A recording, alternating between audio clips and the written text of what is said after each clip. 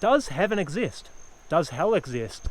And regardless of what religion you follow or what belief system, you'll probably find that there is some sort of concept of heaven or hell in your belief system or your religion. And the reason why is because these states of consciousness do exist. So in the most simplistic form that I can express, heaven and hell do exist, but they're probably not in the sense that you interpret or you think that they are. So if you follow a monotheistic religion such as Christianity, you might believe that your soul is judged and you go to a realm of just pure suffering for eternity if you do misdeeds, if you commit crimes, if you aren't a good person in this life. And you may believe that you go to heaven where life is just paradise, where your soul can just bask in the glory of consciousness and beauty and love for eternity if it lives its life abiding by morals and values and treating other people well and doing your best to achieve a good life for yourself and other people if you follow the path of Jesus and so forth. So these concepts do exist in every single religion and every single belief system out there, but they aren't physical places, because outside of this reality or this dimension, there is no time, there is no space, there is no form, there is no structure. So what you need to understand is that any dimension outside of this realm of existence doesn't abide to the physics or to the rules of this dimension. So even here it can be a little bit difficult to comprehend, because we're dealing with something that is just vastly different from our own realm of understanding. But here's the way that I interpret it. So these states, heaven and hell, are states of consciousness. And even though I do believe that some realms are more hellish than others, some realms are more heavenly than others, I believe that you can bring hell, or let me say you can experience hell, or you can experience heaven anywhere. So it's not a place that you can go. It's not a particular dimension or a particular realm. It's an experience of consciousness. So if you think about it, if you're having a really shit life with a lot of trauma, and if you really think about what some people are experiencing here on Earth, this can be hell. People can literally experience hell on Earth, which is just a whole lot of suffering. Their whole life becomes embedded in suffering. And that is what hell is, because it's a very low vibrational state of consciousness, which is parallel to states of suffering and torture and pain and torment and all these negative things that we don't want to experience. It's the arse end of the experience of consciousness. But of course, hell is an extreme when we look at it. So what we experience right now here, generally for most of us, is somewhere in between. We're not experiencing heaven, we're not experiencing hell, but we have the capacity to experience both heaven or hell in this plane of existence as human beings, depending on our states of consciousness.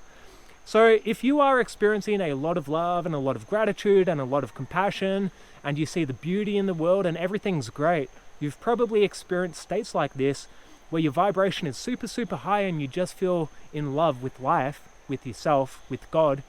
That is sort of like a state of heaven. Of course, it's not quite that extreme as being the literal sense of heaven, because I believe we can't necessarily experience that extreme, but we can get a taste of it. So now when we talk about different dimensions and realms and places outside of this reality, there are different vibrations depending on the dimension or the planet or the realm or the civilization that we are dealing with. Heavenly states of consciousness correspond with high vibrational energy or light energy. This is the energy we experience when we connect more deeply to the source of creation, as the source is the highest vibration of consciousness, oneness. Light energy is directly associated with the higher self, happiness, love, benevolence, virtuous behavior, positivity, and abundance. Angels are symbols of light energy, which is why they are benevolent entities that serve, help, and heal. Light energy is the heavenly experience of consciousness and the highest vibration of energy. This means when a being experiences light energy, they are experiencing states of heaven, whether they are in this realm or others. Hellish states of consciousness correspond with low vibrational energy or darkness. It's the energy we experience when we disconnect from the source, causing fragmentation, suffering, and experiences that are considered dark. Darkness is associated with the lower self, suffering, hatred, malevolence, malbehavior, destruction, and hunger. Demons are symbols of darkness, which is why they are malevolent entities associated with horror, destruction, and suffering. Darkness is the hellish experience of consciousness, meaning when a being experiences darkness, they are experiencing hell, at least to some extent. Earth, humanity, our planet, we are somewhere in the middle, which means we have the capacity for both heavenly experiences and hellish experiences. But there are also dimensions or expressions of consciousness, because at the end of the day, everything's an expression of consciousness, where the consciousness or the being experiences much more negativity, much more suffering, much more fear, much more hatred, much more resentment. So there are places that your soul can go, which I believe depends on your vibration and depends on your karma, that you can go to these realms of consciousness which are much denser, which means there's a lot more suffering that occurs there, or a higher capacity for suffering that occurs there. And the same thing happens with heavenly realms of consciousness. So I believe there are dimensions and realms and places that you can go where the experience is much more heavenly. Everything's been worked out within these civilizations or these beings or these places, so there is no suffering over there. In these states of consciousness, I believe there is only love, there is only joy, there is only compassion, because these states of consciousness are more connected to God. Alrighty, so this is my very simple diagram. Please don't laugh at it, you're going to hurt my feelings. So this diagram essentially depicts the higher realms, the lower realms, the middle realms, and source. And it shows the connection between these different realms of consciousness or states of consciousness, however you want to describe it. The source is all of consciousness, essentially. This is the deepest level of existence where we all are the same entity. So when you are in source, nothing exists besides source. This is where you hear the concepts of oneness and we're all connected and we're all the same being, which you have probably heard in many different religions or different belief systems. You might believe this as well. So this is how I depict it. Source is the core of all existence, and everything manifests from source. Higher realms of existence facilitate experiences of consciousness that are blissful because higher realms inherently have a high vibration.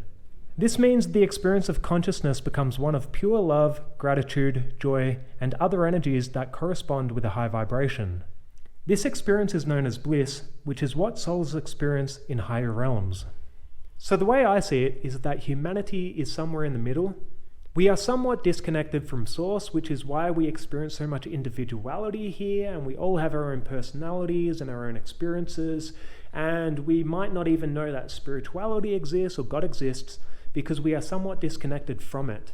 But in saying that, many of us are also quite connected to God and to spirituality, and many of us do experience heavenly states of consciousness here as well.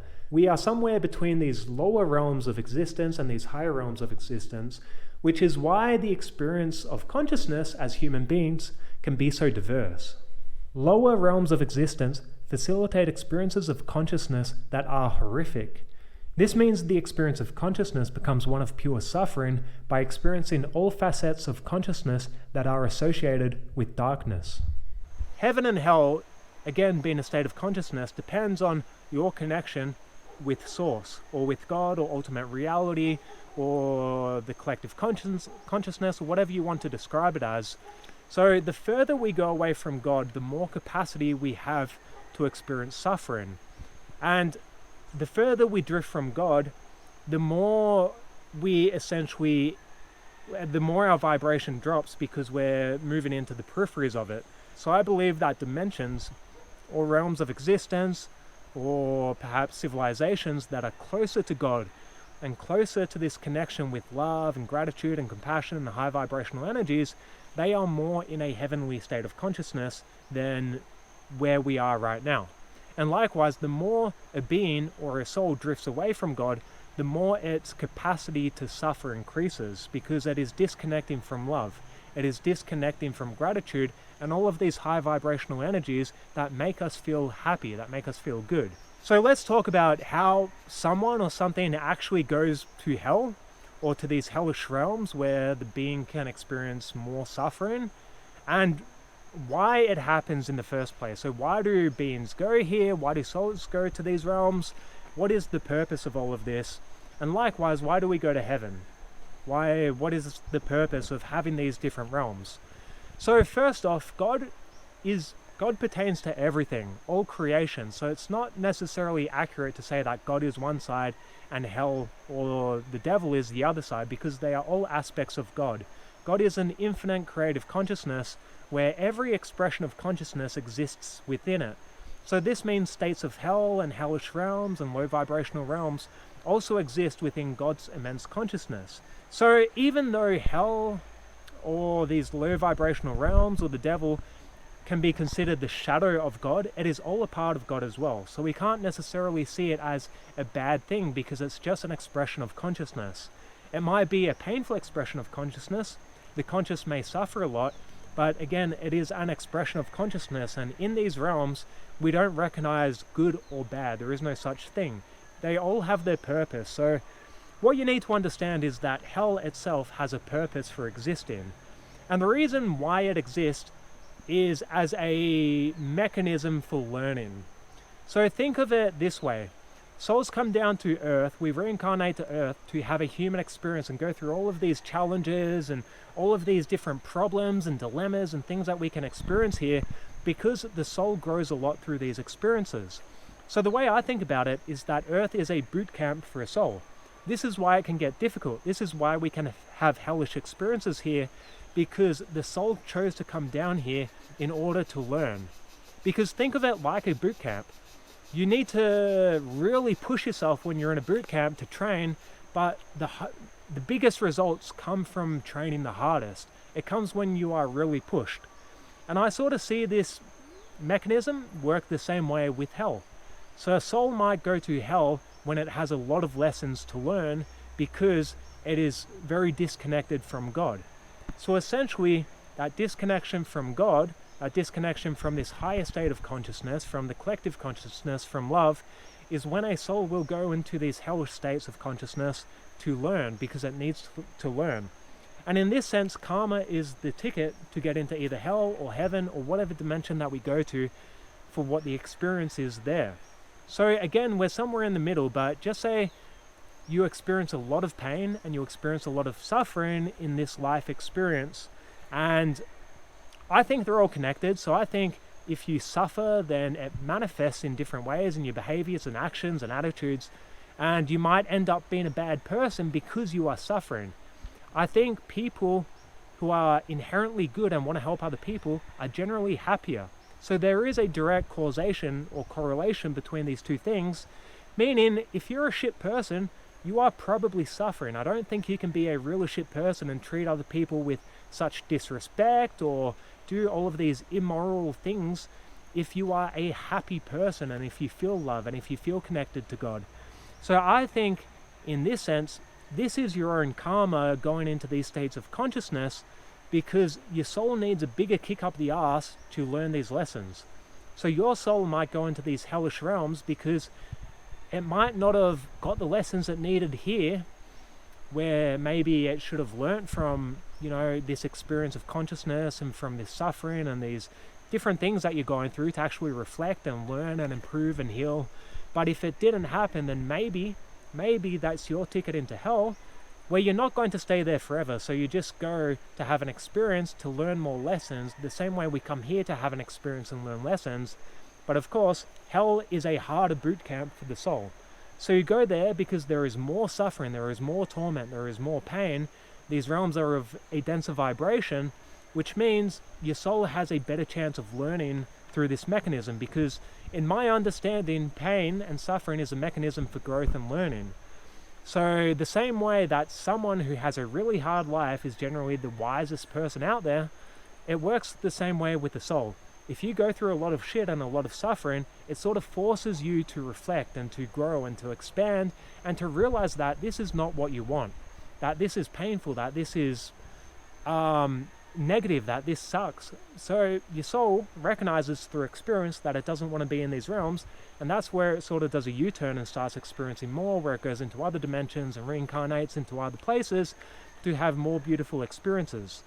So this is the way that I perceive hell, is that it's a vibration, it's a state of consciousness that I do believe that there are realms that are more low vibrational and more hellish, so to speak, but we can also experience hell pretty much anywhere. We can experience it here, maybe just not to the extent. But our soul will go into these realms when it really needs to learn some pretty intense lessons through suffering, and karma is the way that we go there. So if we muck up in this life and we do a lot of shit and we hurt a lot of people and we are just immoral, unpleasant, cruel, then I think someone who does this is not happy. And because they are not happy, this is karma saying, no, you still need to learn some lessons, you're not getting it, so we're going to throw you into the next level of boot camp, which is a more low vibrational realm, and this is where you can really start getting these lessons to grow and evolve. But even though hell is essentially the realm of suffering, or an expression of suffering, it's not a bad thing. So it does have its purpose in the grand system of consciousness, of souls, of everything. Sorry, a lot of mosquitoes are biting me here, and it is very itchy, so I'm scratching my feet a lot. But with that said, so if you want to not go into these realms of consciousness, it starts from what you do here. So are you healing yourself? Are you being a good person? Are you genuinely trying to improve your life and help other people? Because if you are, and you're on a journey of self-improvement and spiritual growth, then I can assure you that it's probably going to get better from here, and you're just going to incarnate into other realms where you can have more beautiful experiences, because you don't need to have these lessons anymore. But if you are a bad person and you're not learning and you're not getting it and you're miserable and you're unhappy, then maybe you will go into these realms for a little while because you need the lessons from them. But again, it's not a bad thing. You can't treat it as, oh no, I'm being punished for going there, because it's really just a mechanism. It's a cause and effect of your own consciousness, which is putting you into these realms so that you can learn the lessons from them and elevate your consciousness and expand. So don't think that it's a bad thing to go into these realms of, or states of consciousness, but if you do want to get into these more heavenly states of consciousness, it starts by cultivating a deeper connection with God. And what I mean by that is cultivating a deeper connection with yourself or source, because at the end of the day, we're all the same thing. God is inside all of us. It is the deepest layer of consciousness, which is totality, which is source, which is what we all are. With that said, so my advice is just keep doing what you're doing, engage the path of personal growth and spiritual growth, try and be a better person, and genuinely try and become a happier person. Because if you can raise your vibration in this world and live a happy life where you're doing good and you are more connected to God, then your vibration is the match. That is the key to get into these more heavenly states of consciousness, or these lower states of consciousness, these darker states of consciousness. So the vibration that you're experiencing here and the sum of your life experience will determine where your soul goes, because it determines what lessons your soul needs to learn. And if you like what I am talking about and these spiritual concepts, then please support my channel by liking and subscribing. So with that said, thank you, enjoy the rest of your day, and take care of yourself.